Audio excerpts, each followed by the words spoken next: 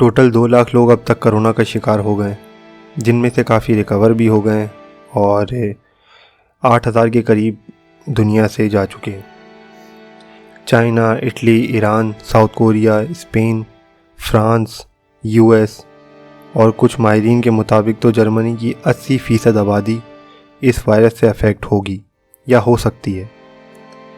कुछ यूरोपियन ममालिक की नज़र में ये एक जंग है, उसको एज अ वायरस नहीं देख रहे, वो उसको एज अ जंग देख रहे हैं।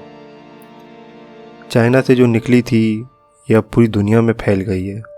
पाकिस्तान ने स्टेप बहुत देर में लिए क्योंकि 300 के करीब केसेस आम बात नहीं है।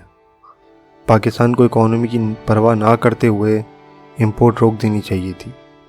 स्क्रीनिंग करवा कर सबको क्लियर करते, बॉर्डर सील करते और जो बॉर्डर के उस पार हैं उनको 40-50 दिन वहाँ रोकते या उनके लिए कोई ऐसा इंतज़ाम करते कि वहाँ उनके रहने की जगह हो।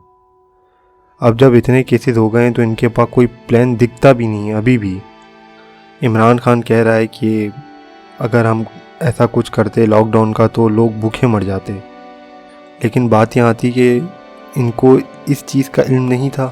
हंगामी सूरत हाल से निपटने के लिए कुछ भी नहीं है। देखिए, जान है तो जहान है, ज़िंदगी मौत खुदा के हाथ में और हमें डरना भी नहीं चाहिए, लेकिन एक इंसान को अपनी तरफ से तो 100% देना चाहिए। एक कंट्री है एल सल्वाडोर, वहाँ पे एयरपोर्ट पे स्क्रीनिंग टाइट रखी गई, इंपोर्ट एक्सपोर्ट बंद कर दी। वो कंट्री वायरस फ्री है। उन्होंने बहुत पहले स्टेप ले लिए थे, लेकिन ना तो हमारे पास ऐसे हॉस्पिटल हैं ना ऐसी फैसिलिटीज़ हैं कि जिसको आप कह सकें यार कि हम इस चीज़ के मुताहमिल हो सकते हैं। ऊपर से सुना था थोड़े दिन पहले न्यूज़ में कि डॉक्टर्स भी हड़ताल पर चले गए।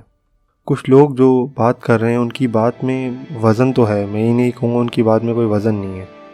वो कह रहे हैं कि जब कश्मीरी 200 दिन से ज़्यादा बंद थे, फ़लस्तीन में आए दिन कर्फ्यू लगा होता है, सीरिया में न जाने कितने बच्चे कितने लोग मर गए, शहीद हो गए, अफ्रीका में रोज़ बच्चे भूखे मरते हैं, तो पूरी दुनिया चुप क्यों रहती है? वो भी तो इंसान है ना। देखें, इससे बचाव का सिर्फ एक तरीका है, वो ये है कि सफाई निस्फ ईमान है।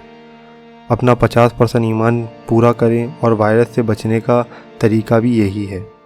और जिस तरह लोग कह रहे हैं भाई जिस तरह ये चीज़ फैल सकती है, तो आप देख रहे हैं कि किस तरह सिर्फ थोड़े ही 15-20 दिन के अंदर सब उथल पुथल हो गया।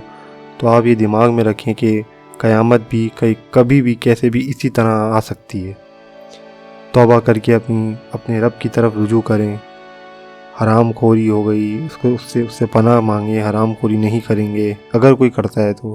अगर कोई नहीं करता तो बहुत अच्छी बात है। कत्ल, बच्चों की ज़्यादती, नाइंसाफ़ी, कमज़ोर की तदलील, इनके लिए हम आवाज़ उठाएंगे। ये वायरस एक पैगाम भी है कि अभी भी वक्त है, अपने ईमान को मजबूत करो, माफ़ी मांगो अपने गुनाहों की। लेकिन कुछ ऐसा नज़र नहीं आ रहा, अलग ही चीज़ें हो रही हैं। हैंड सैनिटाइज़र महंगे कर दिए हैं, मास्क महंगे करके बेच रहे हैं। कुछ हॉस्पिटल में जो टेस्ट हैं, जो इस वायरस के टेस्ट हैं, वो महंगे कर दिए हैं। सोच से बाहर हैं कि आंखों से देख रहे हैं, कानों से सुन रहे हैं कि ये सब कुछ हो रहा है, फिर भी ये हरकतें। ये टाइम पैसा कमाने का नहीं है, ये टाइम लोगों की दुआएं कमाने का है।